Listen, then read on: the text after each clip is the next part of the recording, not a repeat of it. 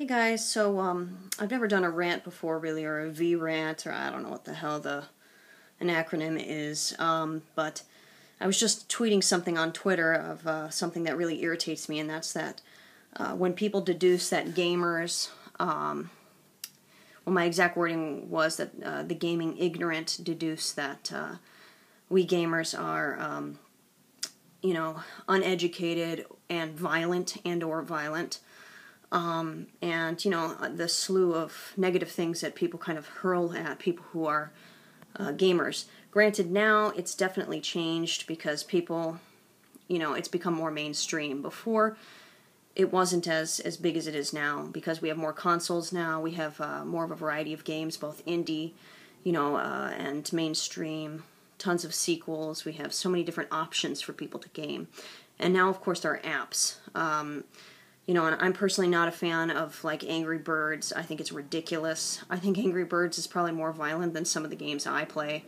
I said some.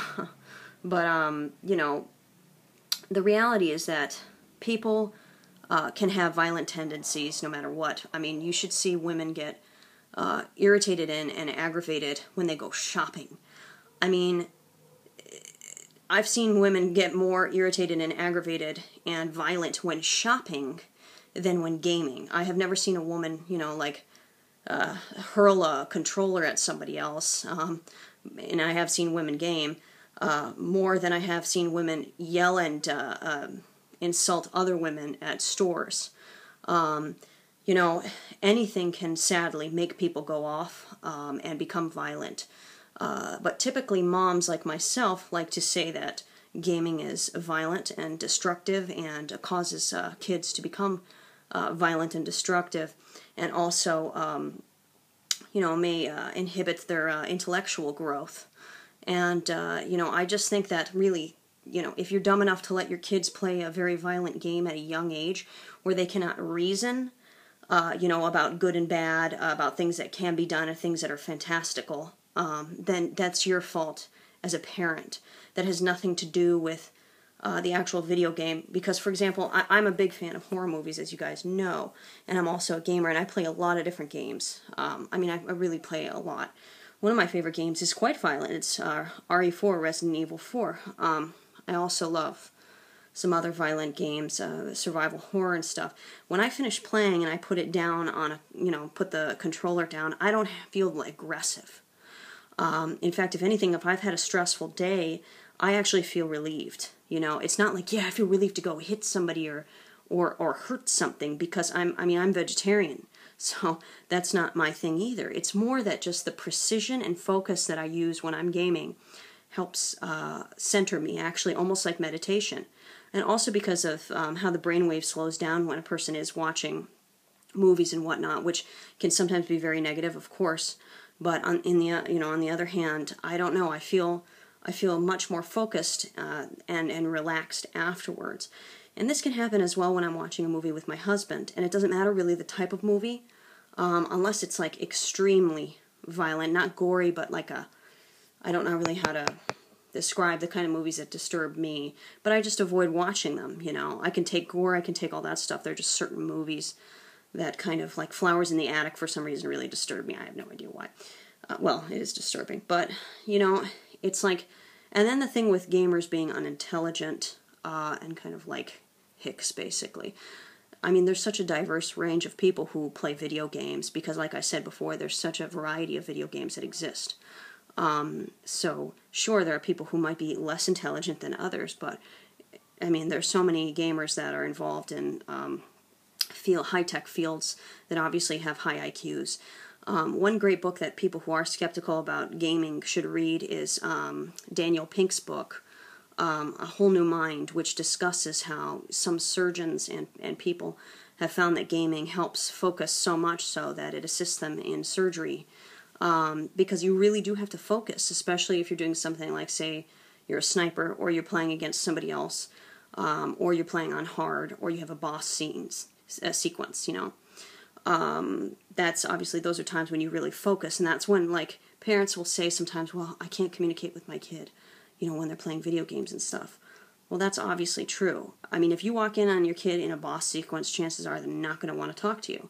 However, if you understand games and you know they've got to get to a save point and stuff like that, then you can communicate with them more. It's really just a lack of communication. And obviously, if you're letting your kids sit down and watch tons of TV and game and just nonstop, that's your fault as a parent. It's not the fault of the gaming industry. Again, it's the fault of the parent. And again, some games probably have sit well with some people and some don't sit well with others.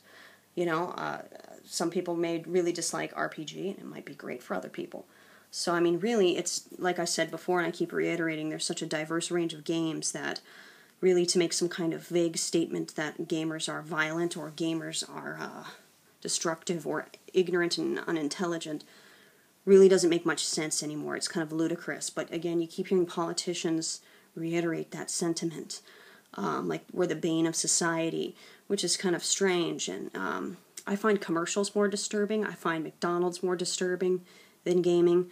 I find a lot more things more disturbing than watching horror movies, which are fictitious and which sometimes really criticize society and important issues that don't get taken up by other films.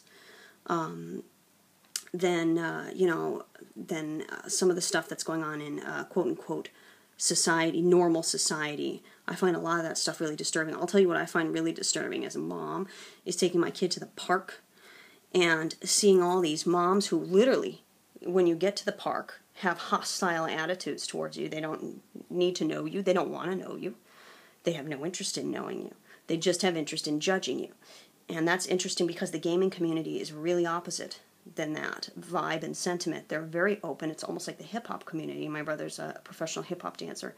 He liked it a lot because he found it a very open and accepting community. And I find the gaming community very accepting. Even if you're a terrible gamer or something, they still, are very accepting of you. And just like the hip-hop community, you can be black, white, Chinese, whatever nationality you are, they don't care. They're accepting. You can be a novice. They don't care. But when I get to these areas that are quote-unquote supposed to be normal for myself and my kid, I find them very hostile, to be honest. And why should they be? They shouldn't be. They should be places where we all accept each other for our differences as parents and as friends or as, people who can potentially be friends. So, and just in daily life, I find driving more violent and people more violent when driving than people gaming. Most people don't become violent when they're gaming, even if they're playing a violent game or quote-unquote violent game, like a shooter, first-person shooter or survival horror. Most people are focused. That's the number one thing. If you watch a gamer, they're focused, okay? They're not just wanting to hurt. That's kind of what people think. They want to hurt, or that it places images in people's minds that make them want to hurt. And I don't doubt that there are some people who are mentally imbalanced that cannot take seeing these things and somehow they affect them because we're all affected by the things that happen in our life. But in general, just speaking from my own personal experience, that of my husband, that of a plethora of gaming friends I have, that has not been my experience. I don't feel more violent afterwards. I've been playing since I was 6. I'm now 28. So, and yes, I definitely have seen an increase in violence in games, sure. And I don't think that's necessarily a good thing, and I don't think it's necessarily a horrible thing either. I think it's something to question, and I think that I'd like to see games become more political and more philosophical, like Beyond Good and Evil, and I personally think that Silent Hill is incredibly philosophical. If you want to hear me one day go off on a rant on how philosophical I think Silent Hill is because it's psychological, I can do that, but I think it probably bore some people. But anyway, again, these stigmas, if you have someone who really doesn't understand gaming, please maybe let them watch this video or, sit them down to a game that might be good for a beginner. Or also get that Daniel Pink book, A Whole New Mind, which again emphasizes the strong points of gaming. And just remember that anything can become an obsession and anything can become unhealthy. I am stunned by the amount of women who are so addicted with shopping and fashion, just fashion in general. And the troll comments they leave on other people's blogs because they don't like the way a blogger dresses. And it's so trivial and it's so trite that I find that more hostile than playing a video game any day. So that's just my 2 cents as a female gamer and as a mom.